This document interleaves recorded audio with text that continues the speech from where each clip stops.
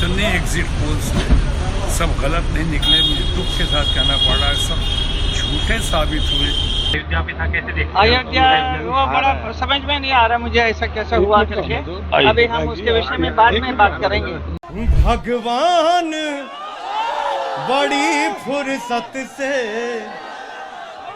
भगवान के कार्यकर्ता की जीत है। सारे कार्यकर्ताओं ने जान लगा दी, किसी कार्यकर्ता ने दिन न देखा, रात न देखा। हेलो फ्रेंड्स, इस बार फिर से 2024 में भाजपा की सरकार बनी है, जिसमें लोकसभा चुनाव 2024 की 542 सीटों के साथ 15 सेलिब्रिटी भी लोकसभा चुनाव में उतरे थे, जिनमें से बॉलीवुड, साउथ और भोजपुरी के बहुत बड़े बड़े सुपरस्टार शामिल थे। और वहीं पे बता दूं कि जीतने वालों में से कंगना रनौत, हेमा मालिनी, शत्रुघ्न सिन्हा और रवि किशन और मनोज तिवारी जैसे सुपरस्टार शामिल थे। और वहीं पे भोजपुरी सुपरस्टार पवन सिंह और निरहुआ बुरी तरह से हार गए। और इस चुनाव में सबसे बड़ी जीत हेमा मालिनी को मिली है, जो 2,93,407 वोटों से जीती है। और वहीं दूसरी तरफ राज बब्बर और निरहुआ जो कि बुरी तरह से हार गए।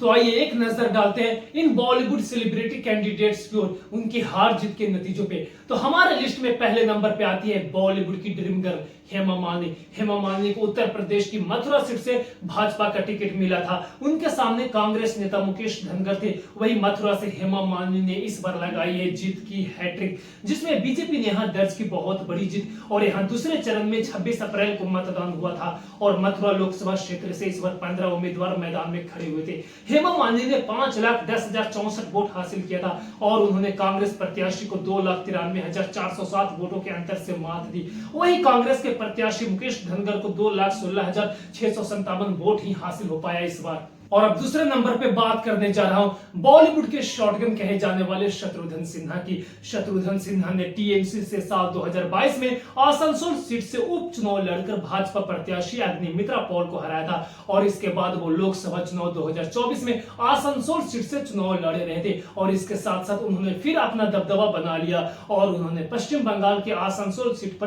टीएमसी का परचम लहराया है और 6,05,645 वोट लाकर बड़ी जीत दर्ज की। और उन्होंने बीजेपी के सुरेंद्रजीत सिंह अहलूवालिया को 59,564 मतों के अंतर से हराया है।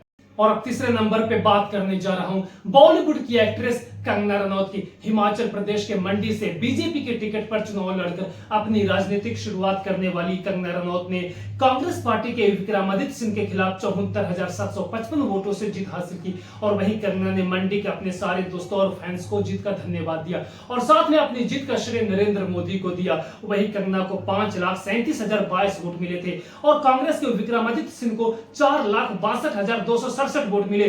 कंगना की जीत का मार्जिन 74,755 वोट का रहा। और अब चौथे नंबर पे बात करने जा रहा हूं भोजपुरी स्टार रवि किशन की। रवि किशन यूपी के गोरखपुर सीट से बीजेपी के उम्मीदवार थे और उन्हें 2024 में जीत हासिल हुई है लोकसभा चुनाव से। और उन्होंने समाजवादी पार्टी की काजल निषाद को हराया है। रवि किशन को 5,85,834 वोट हासिल हुए और वहीं काजल निषाद को 4,82,308 वोट हासिल हुए। और रवि किशन ने 1,03,526 वोटों के अंतर से आगे रहे और वो जीत भी चुके थे।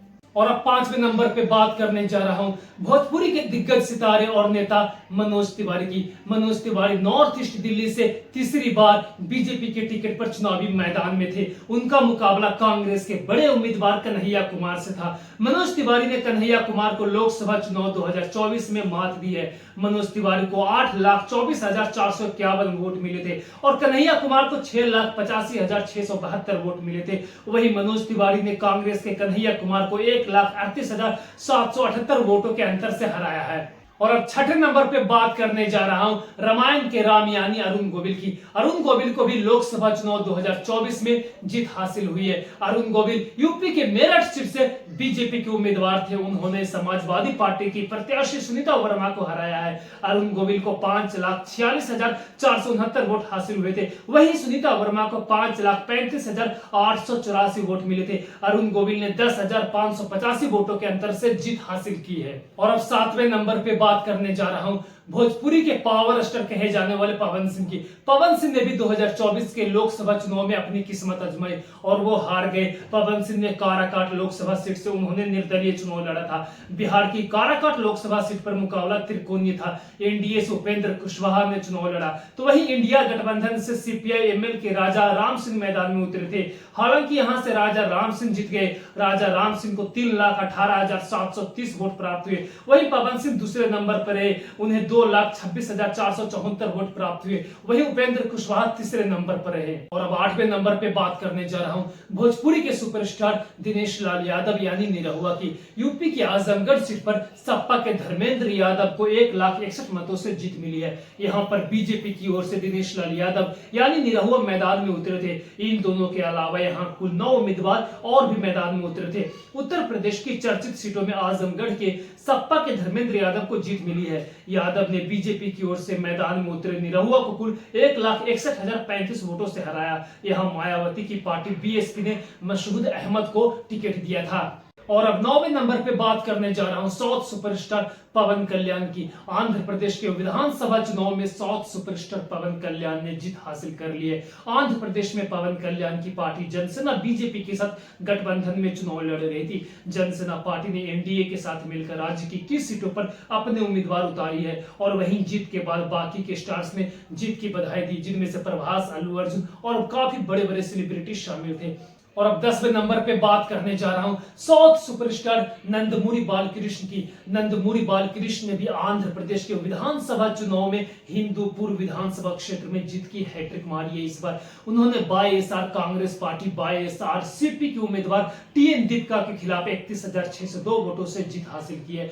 हालांकि इस बार उन्हें मामूली अंतर से जीत मिली है। बस नंदमूरी बालकृष्ण ने हिंदूपुर में 2014 से जीत रहे हैं, जो तेलुगु देशम पार्टी टीडीपी का गढ़ रहा है, जब से उनके पिता एनटी रामाराव ने पार्टी की स्थापना की थी। और 1982 में यहां से पहली बार इन्होंने चुनाव लड़ा था। तो फ्रेंड्स, आज के लिए बस इतना ही और अब हम जल्द ही मिलेंगे नेक्स्ट वीडियो में। तब तक जय हिंद।